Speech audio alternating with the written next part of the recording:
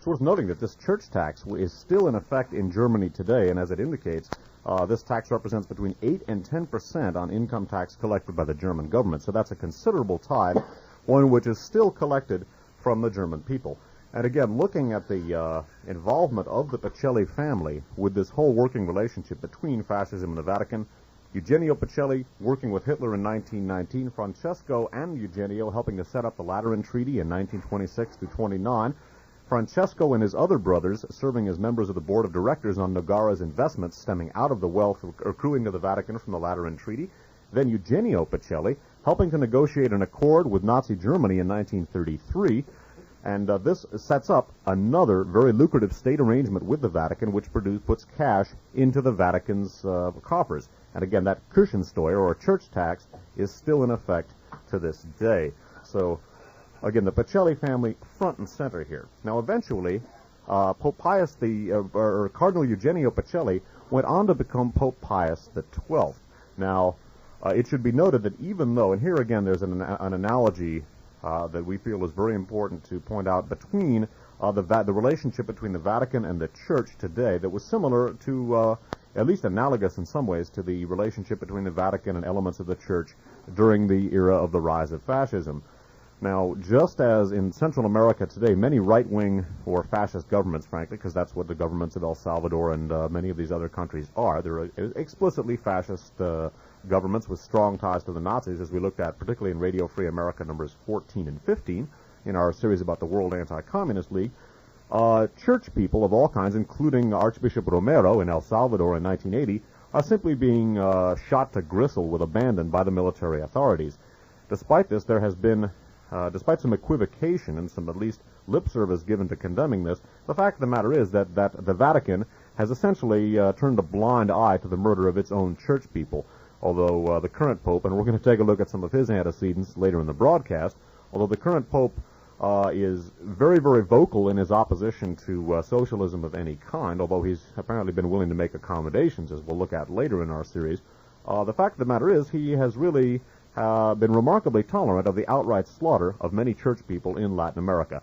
Nuns and priests being disappeared or tortured to death, even an archbishop being shot down in broad daylight, has not brought any more real action by the Church against some of these right-wing Italian governments. Now, right-wing Latin American governments, excuse me, looping back to the Lateran Treaty here. Now, a similar thing was happening in Germany, although the Vatican itself had a very lucrative treaty set up with the Third Reich, and this was bringing money into the Vatican through the Kirchensteuer. At the same time, many Catholic priests and practicing Catholics were being put in concentration camps and done in by Hitler. So that we really have an ambiguous policy in the 1930s with regard to fascism and and Catholicism, where lower down in the Catholic hierarchy, priests and practicing Catholics are being persecuted and murdered.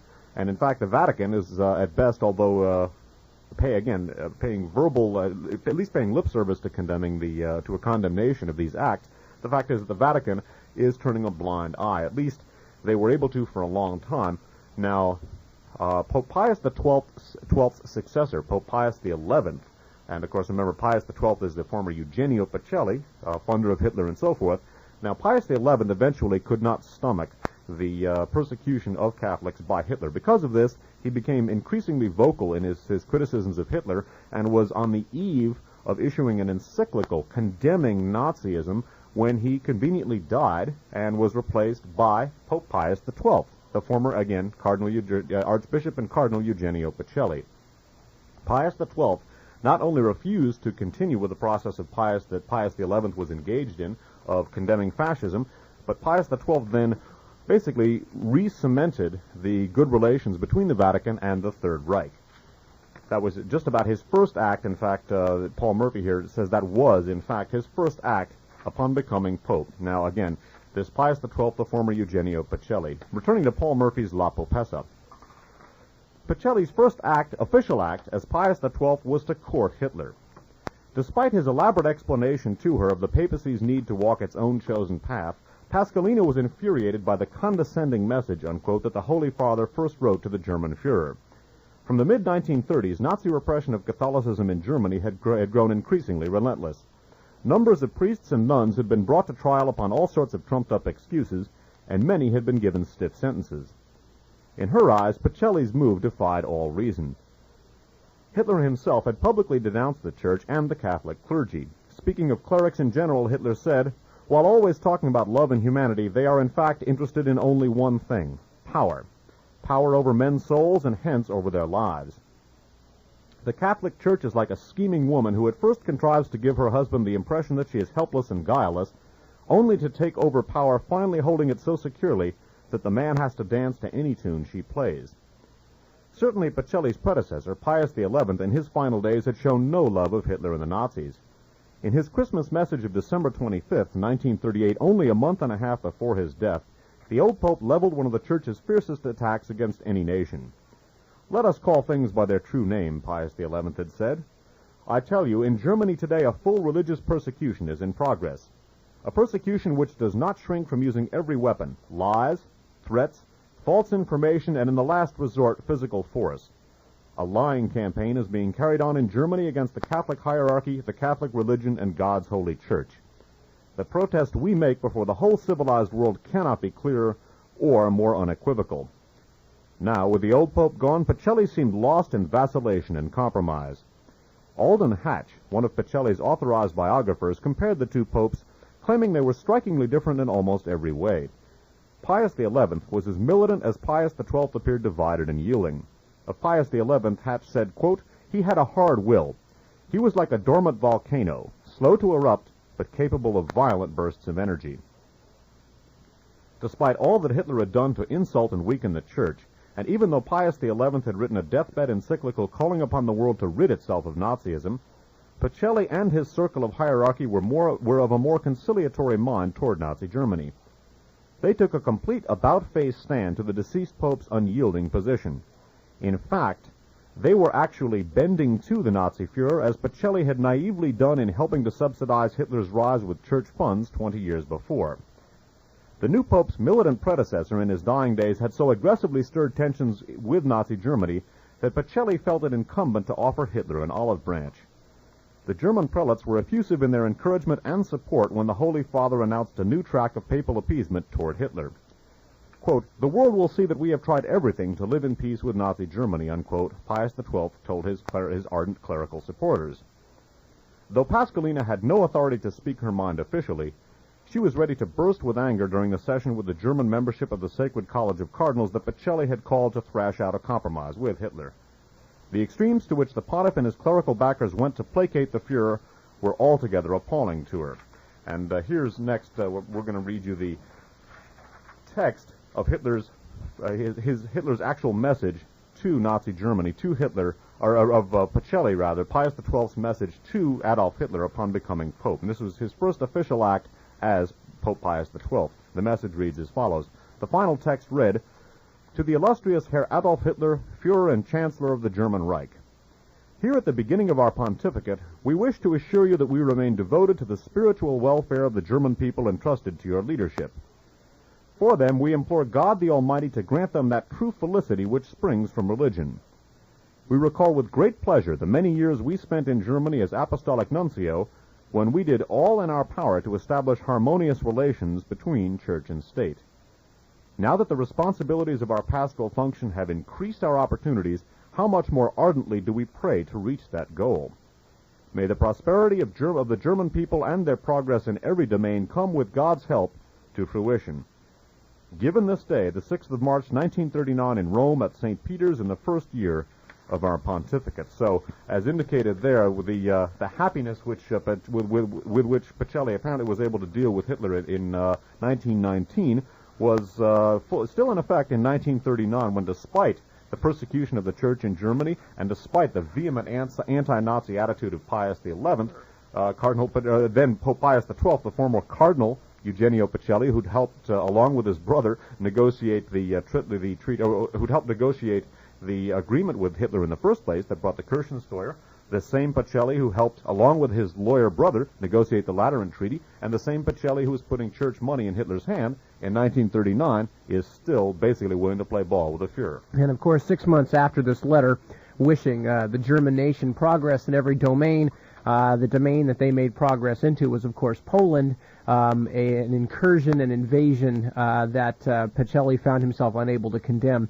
ostensibly because of the 40 million Catholics in the Reich, which, of course, says nothing for the God knows how many million Catholics that were in Poland at that time. Right. But quite a few. We're going to take a short break, and when we come back, we're going to talk about the curious role of the Church and fascism in some of the other countries besides Italy and Germany. And that's going to be just in a few moments here. And we are back. And good evening. This is Nip Tuck in the studios with Dave Emory with more of Radio Free America. And we're going to be here until 12 o'clock midnight with this, the kickoff, if you will, of our series on... well, it's the Mediterranean merry-go-round. It's ostensibly on who shot Pope John Paul II, but it's so much wider, so much vaster and more broad than that. It's an incredibly complex tangle. Tonight, excuse me, we are concentrating on trying to put together the earliest stages of contact and consolidation of ties between the Vatican and fascist governments, specifically Hitler's Germany and Mussolini's Italy. Both of which were of about equal importance. Hitler's Germany, of course, because of its power and influence. Mussolini's Italy, because of course, its influence and proximity to the Vatican. And one of the things we talked about, of course, is the Lateran Treaty of 1929 that basically was, if you want to use a religious term, one might almost say, was signing a deal with the devil, and is where the Vatican Church gained a great degree of autonomy, especially in financial matters and in self-policing as far as political matters within the Vatican, which the Vatican itself became a separate entity from Italy. But at the same time, the Vatican was able to establish suzerainty over all of Italy in terms of religious matters. It made mandatory religious instruction possible, mandatory Vatican or Catholic control over the institution of marriage and things of that nature. And it also garnered for the Vatican a large chunk of money, which was promptly invested and began the building of the Vatican financial empire, which is going to be so large a focus of these next broadcasts.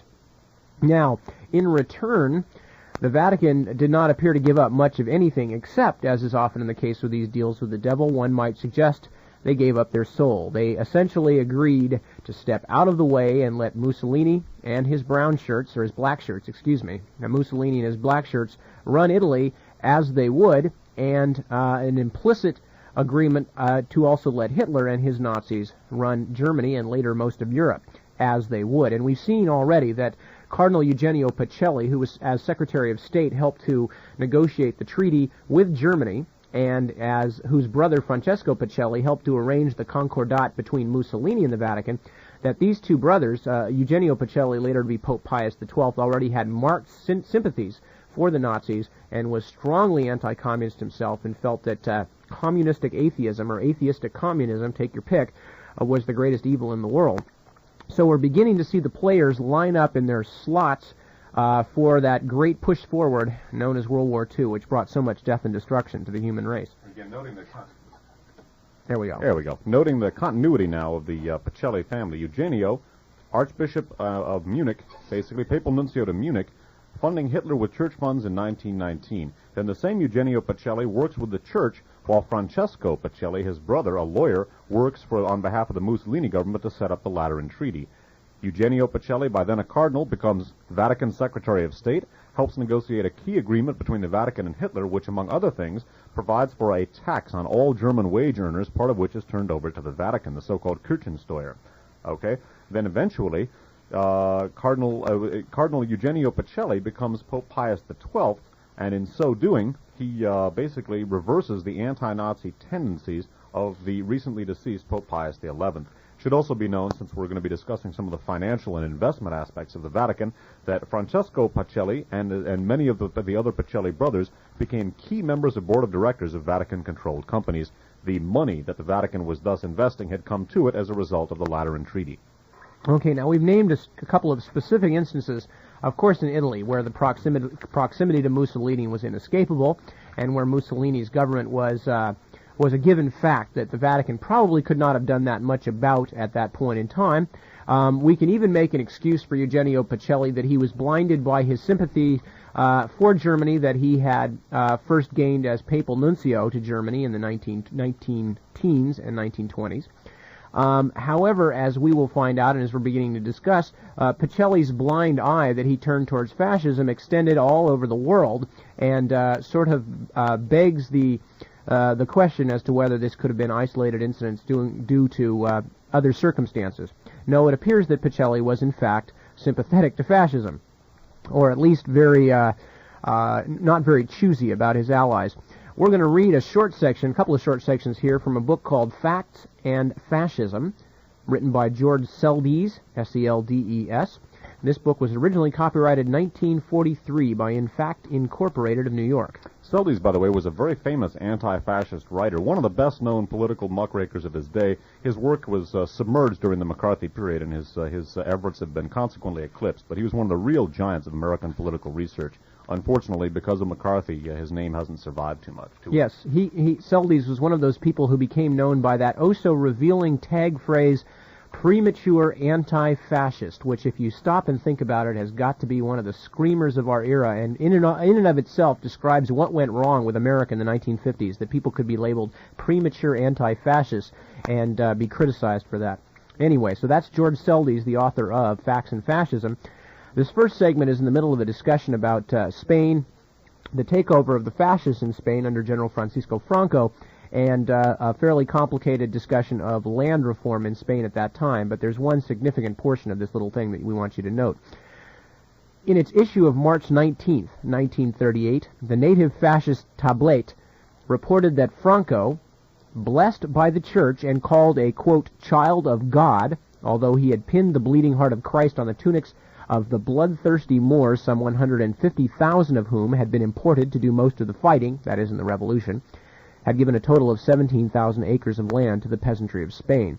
Well, what he's saying is that the Catholic Church was all the way behind General Franco, despite such things as importing Moorish mercenaries to kill, presumably Catholic Spaniards, because the Republic of Spain, although its name has been somewhat blackened in later years by, again, people like McCarthy in the United States and others, the Republic of Spain was largely the center and left of the country. It was not the communists, it was not the socialists, and most of these people were indeed Catholics themselves. So while Franco was importing 150,000 Moors from places like Algeria and other North African countries to kill his fellow countrymen, the church was calling him a child of God. And it should be noted here, too, that what the church is doing is basically lending support to the overthrow of a legitimate government. Franco and the other conspirators were basically overthrowing the legitimate government of Spain, and it should be noted here, we're going to talk in a future broadcast about the rise of fascism, about the Spanish Civil War, but it should be known that the other so-called Western democracies, Britain, France, the United States, refused to ship arms to either side and refused to condemn the Germans and Italians for arming Franco. The Soviet Union was the only nation to help the Republican side, but although the eventual Allied powers, the United States, Britain, France, and so forth, maintained that they refused to ship arms to either side. At the same time, a lot of American industrialists, many of the key ones that we'll be looking at in Uncle Sam and the Swastika, did manage to ship a lot of industrial support to the fascists under the table, while at the same time refusing in any way to take action against the active fascist military intervention on behalf of Franco. The Germans sent many planes and tanks, their so-called Condor Legion of military aviators, many of the ships coming either from the USSR or shipping Soviet arms to the Republicans were being sunk in the Mediterranean by so-called mystery submarines that everybody knew whose submarines those were. But it should be known that there was actually a very hypocritical attitude on the part of the Western democracies who winked at the Italian and German intervention, again, in support of a fascist revolution against a legitimate government, while they, at the very least, refused to lend any support to either side, and many industrialists, in fact, shipped oil and other strategic materials to the fascists under the table. Now, of course, one of the reasons, again, and this has to be looked at all the time, that although, again, we want to stress this is not a blanket indictment of Catholicism, and that in many cases, even the Catholics themselves will admit that many of the people in the hierarchy of the Catholic Church are fallible men, as are we all, or fallible people, I suppose, as are we all, and that one of the things that seems to crop up time and time again in terms of where the Catholic Church throws its support is where the money is going and where the Church is being allowed to use its money and where the Church is not being allowed to use its money. And without drawing any direct connections, again, as Dave mentioned earlier in the show, there's a lot of things going on in Latin America these days that point to that very same problem. In Spain, the problem was that the Republic, the government that was eventually overthrown by Franco's revolt, the Republic attempted to disconnect the Church from some of its intimate connections in every point of Spanish life. And if anything, the Church in Spain was more connected to daily life than the Church in Italy was before the Concordat of 1929. And the Republicans, again an elected government in Spain, presumably following the will of the majority of the Spanish people, attempted to disconnect the state from the Church in some of these respects. And of course this was one of the main reasons that the Church promptly threw its support behind Franco and his fascist generals. And we're going to hear a little bit more about that from Seldes. He says, an interesting footnote on the Spanish situation was published in the fascist press early in 1940. Said Voice of Spain, quote, apologists for the nationalist movement have gone to some trouble to point out that the Church in Spain is poor, and has been for some time. They have emphasized that nobody has yet produced concrete evidence of the holdings which the Church was known to have in commercial undertakings. That is to say, that nobody has been able to produce the share certificates and exhibit them publicly. We should like to have been able to do so for the information of the doubters, but now we do the next best thing. On page 172 will be found a facsimile from a page of ABC, which is a Madrid Franco-fascist paper. The Voice of Spain, by the way, is a Republican paper that he's quoting from. Will be found a facsimile from a page of ABC, a Madrid Franco paper, of January 7, 1940, showing a list of Church shares which were confiscated by the Republican government and now claimed back by the Church. What we publish refers only to the shares in the Telefonica. Do our readers consider that this evidence is good enough, or, if not, what more do they want in the way of evidence? The fabulous wealth of the Church before July 19, 1936 is very well known, especially that held by the Company of Jesus, which is estimated at 6,000 million pesetas. The man with, quote, power of attorney in all these holdings was Ruiz Senen, who was on the board of 40 important companies as an agent of the Jesuits, and whose tentacles stretched out into all sorts of industrial undertakings, unquote. Seldes writes, the Telefonica, of course, is the American-owned IT&T building and national telephone system. The advertisement reproduced lists the Metropolitan of Valencia owning hundreds of shares, the Casa Diocesana of the Archbishop of Lerida, 14 shares preferred stock, the rector of the College of San Jose of Valencia of the Society of Jesus, the College of Maria the Immaculate, and several other church organizations. On January 24, 1940, ABC published a similar advertisement restoring preferred and common stocks and bonds to investors of the Compañía Transatlántica, the steamship line. Among the holders listed were Reverend Pedro Pujol, the Archbishop of Madrid Alcalá, 50 shares, numbered 91,101 to 91,150, the Vicar General of the Congregation of Hermanas Descalzas de la Tercera Orden de la BVM del Carmen of Tarragona, 9 shares. On January 27, 1940, General Franco signed a decree formally restoring, quote, the vast property holdings of the Society of Jesus, which had been confiscated by the Republic in 1932, unquote, at the time the Jesuits were expelled. How vast this property is, few persons know, as much of it was held in the names of individuals. Monsieur Angel Margot, in L'Espagne au XXe siècle, which means Spain in the 20th century, quoted Aguilera as writing that, quote, one can evaluate about 1/3 of the national wealth, the goods, movable and immovable, owned by the congregations.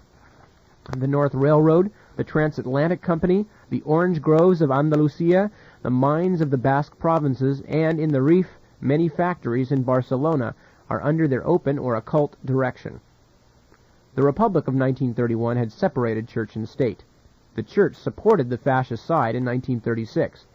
In 1940, the fascists restored all the confiscated wealth, including stocks and bonds, to the church. Fascism paid off in this instance.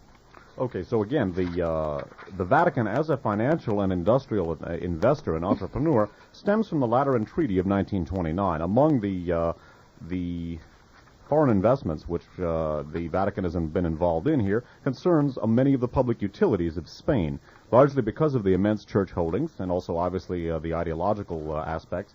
The church backs the fascists in Spain. Okay, and we're going to take a look at the church backing the fascists in the nation of Yugoslavia here, and we're going to come across a person whose name is going to figure very prominently in subsequent discussions. Now, a little bit about the background of what was going on in Yugoslavia before and during World War II. Yugoslavia as a nation was created after World War I. It is comprised of a number of different nationalities, some of whom don't get along particularly well, and that's always been one of the great problems in Yugoslavia, and it is to this day. There's a lot of factionalism. The Yugoslavian state of Croatia is predominantly Catholic, and there had been a long-standing independence movement for Croatia. Many of the Catholic Croatians had wanted their own independent country and had been working long and hard to do just that. The Vatican, of course, because it would have given them another Catholic state in their orbit, were very sympathetic towards the whole idea of an independent Catholic Croatia. Now, when the Nazis got going, when the Nazis invaded Yugoslavia, Croatia became a fascist state, an independent fascist state in the orbit of Nazi Germany. The dominant fascist movement in Croatia, which was very closely affiliated with the Catholic churches, we're going to look here, were called the Ustashi. We looked at the Ustashi in Radio Free America number 15 in connection with the World Anti-Communist League and the assassination of Olof Palme in Sweden. Now, we're going to take a look at the association between the Vatican and the Ustashi of Croatia here, and specifically we're going to take a look at some information from a book called The Nazi Legacy. The Nazi Legacy is subtitled Klaus Barbie and the International Fascist Connection. It's co-authored by 3 British journalists, Magnus Linklater, Linklater, Isabel Hilton, and Neil Ascherson, Ascherson. It's published in hardcover by Holt, Reinhardt, and Winston, copyrighted 1984. And again, from Linklater, Hilton, and Ascherson's The Nazi Legacy, some information concerning the close cooperation between elements of the Vatican, the Catholic Church, and the Catholic fascist movement, the Ustashi, in wartime Croatia. Now, the his referred to here, or the he referred to by the adjective, is a fellow named Father Draganovic, Draganovic.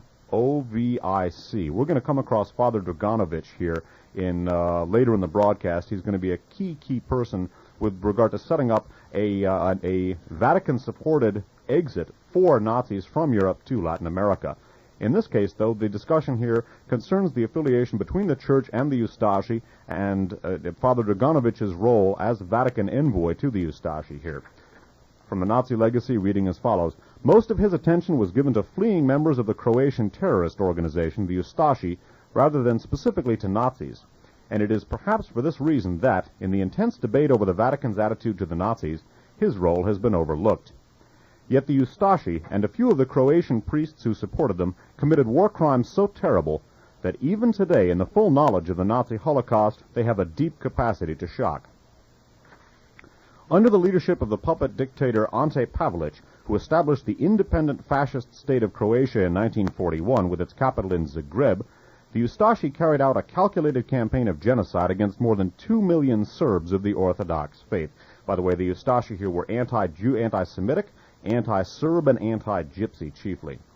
Their aim was spelled out with brutal precision by Dr. Mile Budak, B-U-D-A-K, Pavlic's Minister of Education, who spoke in 1941 of the necessity for killing 1/3 of the Serbs, expelling 1/3, and forcing the remaining 1/3 to embrace the Roman Catholic religion. Thus, he said, our new Croatia will get rid of all Serbs in our midst in order to become 100% Catholic within 10 years.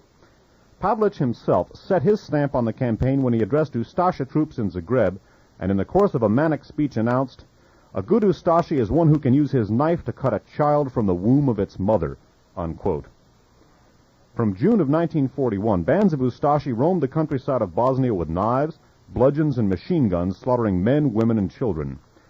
Whole village populations were massacred, death camps were set up in which prisoners were kept in conditions so appalling that they died of dysentery or other diseases within days of arriving.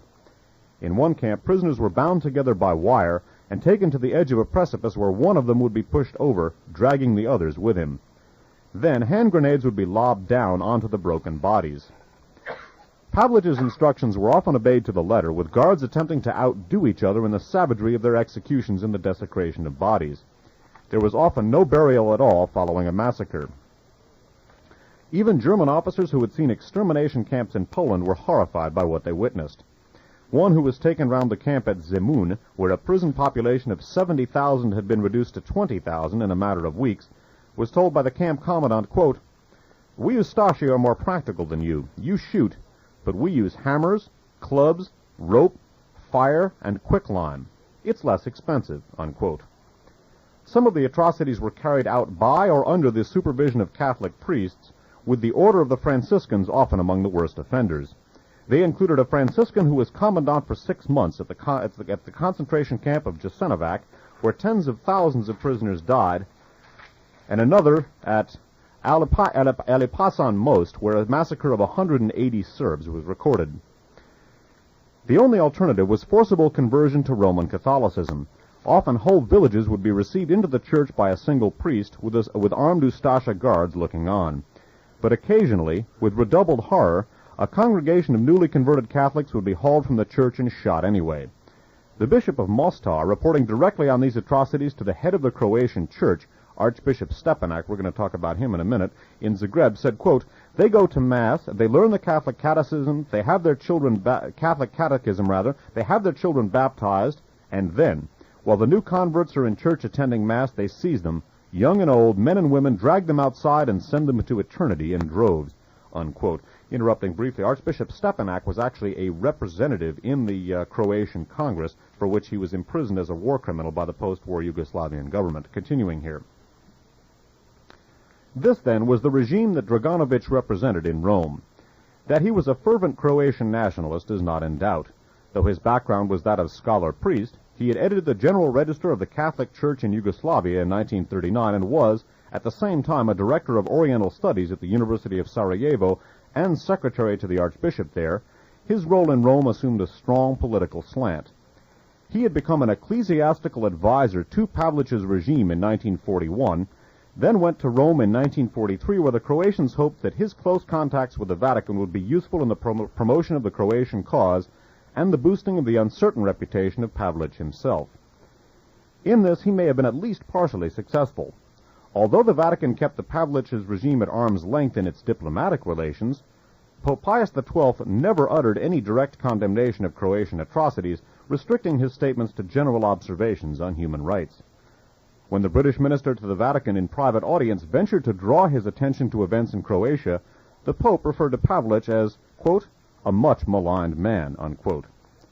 The British Foreign Office, to whom this was reported, reacted by saying that, quote, "this is really carrying Christian charity a little too far," unquote, and instructed the minister to draw His Holiness's attentions to the reality of Pavlich's violent career.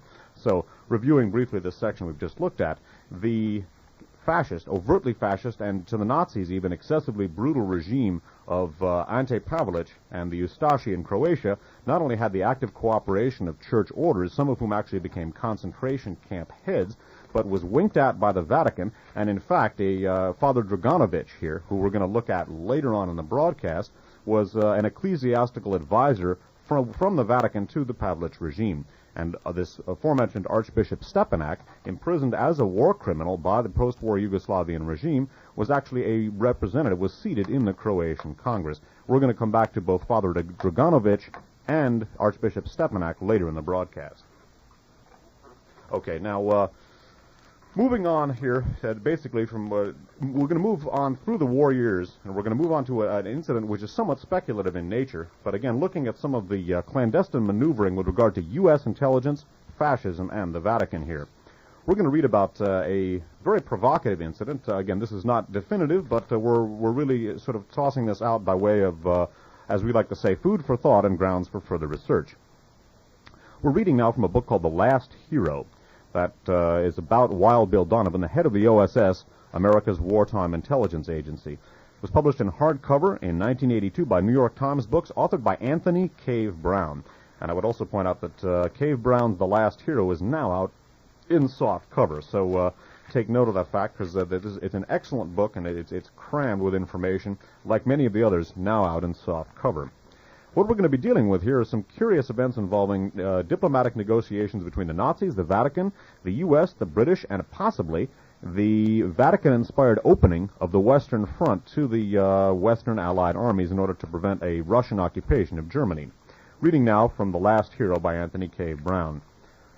In March of 1945, Donovan here, by the way, is Wild Bill Donovan, the head of the OSS. Again, in March of 1945, Donovan's movements, which were always difficult to track, became exceedingly mysterious at a time when the German General Staff was indicating its desire to open the Western Front to the Western Allies and allow them to occupy all Germany before the Red Army.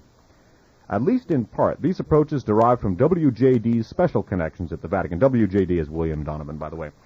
Let me read that last sentence again. At least in part, these approaches derived from WJD's special connections at the Vatican. And I would also note that eventually Donovan was made a Knight of the Order of Sylvester, one of a number of Vatican orders, which we'll be talking about again later in the broadcast. Continuing. These, meaning Donovan's Vatican connections, had opened up in July and August of 1944, when Donovan held highly secret conversations with the German ambassador at the Holy See, Baron Ernst von Weizsäcker, an associate of Canaris's. Canaris is the head of the Abwehr, German military intelligence. The conversations were arranged by, it is believed, Pope Pius XII, for WJD saw the Pope in July.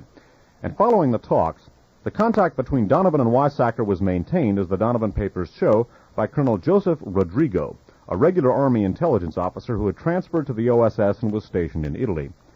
Rodrigo's contact with Weizsäcker was through Weizsäcker's counselor at the embassy, Albert von Kessel. It was to transpire that both Weizsäcker and Kessel had connections with important members of the German General Staff, including the Chief of the German General Staff, General Heinz Guderian, and Field Marshal von Rundstedt, the supreme German commander on the Western Front. While the matter broached by Weizsäcker and Kessel was an attempt to surrender on terms intended to permit the Wehrmacht to maintain the Eastern Front, terms that were therefore totally unacceptable, in Weizsäcker there nevertheless remained a powerful and influential contact with the German General Staff, a replacement for the unfortunate Canaris, who had been arrested after the July 20th bomb attack on Hitler's life and was, it was thought, in an SS concentration camp. The Weizsäcker contact was still in existence in March of 1945, when the Allied armies rolled up to the Rhine for the last offensive against Germany. As a result, the secret war had entered its trickiest stage, one in which the OSS was required to display the most judicial attitudes toward the reports from its representatives overseas if the Grand Alliance was not to be damaged and perhaps destroyed at the most critical phase of the war, when the nature of the peace was being decided. After several real and false attempts at securing an accommodation with the Western powers, on January 24th, 1945, as the German Panzer armies were withdrawing from the Ardennes, Donovan advised the Joint Chiefs of Staff that the German ambassador to the Vatican, Baron von Weizsäcker, and Kessel had informed a British representative that they were prepared to give important information concerning General der Panzertruppen Heinz Guderian. That Guderian, with Rundstedt, was prepared to open the Western Front to Eisenhower's armies. And again, this is right after the Battle of the Bulge, the last German offensive an attempt to halt the Western Allied advance. Okay, now continuing on with The Last Hero, by Anthony K. Brown. Now events took a most mysterious turn, which seems to have involved Donovan directly. Donovan left the Western Front for Washington on February 7th, 1945, arrived back in the United States on the 8th, and lunched with Ruth, that's his wife, by the way, according to her diary, on the 9th. He then rejoined his headquarters, busying himself with many matters, the most important being his plans for a post-war Central Intelligence Service, the plans that had been so rudely exposed by Trohan in mid-February. Yet, despite the highest importance of the CIA matter, in the third week of February 1945, something made Donovan leave Washington suddenly and very secretly. He went to unusual lengths to cover his tracks. Where he went, whom he saw, remains a mystery. His OSS records show he was in Washington throughout this period, but his personnel file with the Adjutant General shows that on February 24, 1945, he departed for the European Theater of Operations, while on February 26, 1945, Ruth recorded, quote, "Bill did leave today for Hawaii," unquote. It seems that Donovan's journey was connected with a signal sent on February 27th by Eisenhower to Marshall and the combined chiefs that he had, quote, received word via OSS channels of a possible approach by one or more senior German officers with a proposal of facilitating an Allied victory in the West in order to end the war promptly, unquote. Eisenhower advised that he had, quote, replied to my informant that, as these reports have gone to my governments, any action on political levels will obviously be taken at their direction, and that so far as any purely military approach is concerned, the channels should be those which are recognized by the customs and usages of war, unquote. He ended his message by stating that he had, quote, no intention of choking off this channel of possible communication with me, unquote. Now, there's one important thing that's going on here, which is that Eisenhower is basically saying that, as far as he is concerned, that any surrender on the part of Germany has to be undertaken through the normal political channels, through the governments and the Allied governments, which includes Russia. Okay, this is a key point because this is going to come up later on. As part of that intention, Donovan's representative at Eisenhower's headquarters, Lieutenant Colonel Franklin O. Canfield, received a request from one of Eisenhower's staff officers to be ready to take part in staff conversations with representatives of the German General Staff intended to realize the surrender of all German forces on the Western Front.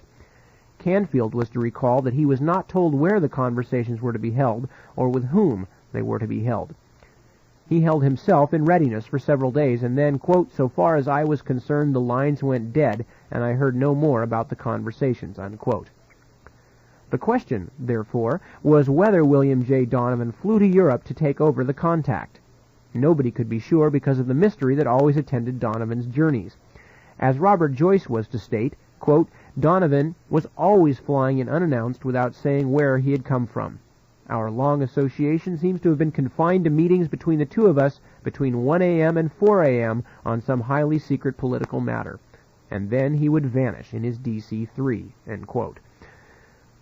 This was by no means the end of the mystery. While it is known that the Rundstedt talks came to naught, Eisenhower was prepared to accept nothing less than unconditional surrender to all members of the Grand Alliance, including Russia. On March 7th, there occurred one of the most dramatic and inexplicable incidents of the campaign in northwestern Europe. This was the failure of the German General Staff to destroy the Ludendorff Bridge over the Rhine at Remagen, the bridge over which the U.S. First Army flowed to take over vast areas of central Germany before they were occupied by the Red Army. Okay, so again, the Germans themselves here are basically attempting to divide the Western Allies from the Soviet Union and to arrive at a separate peace which would allow them to keep the Russians out of Germany. Obviously, the many dyed-in-the-wool anti-communist elements in the United States, including most of the key industrialists and general staff, were of a similar mind here. Eisenhower, however, was maintaining his political correctness in resisting these efforts. But that's what's going on here. Then on March 7th, inexplicably, as the text here has correctly characterized it, although the Germans were very successful at blowing all of the bridges on the Rhine, one of them mysteriously remained untouched. And this basically, again, the Remagen Bridge allowed the American and British armies to just pour into Germany ahead of the Red Army, and it was a mysterious incident and roused a great deal of suspicion, and to this day is a subject of great controversy and obviously, as we like to say, food for thought and grounds for further research. Obviously, that's the view that Anthony K. Brown has taken here, and indeed, the Remagen incident and the many attempts by elements of our intelligence service and military to arrive at a separate anti-communist peace with the Nazis aroused a great deal of acrimony between Stalin and Roosevelt here.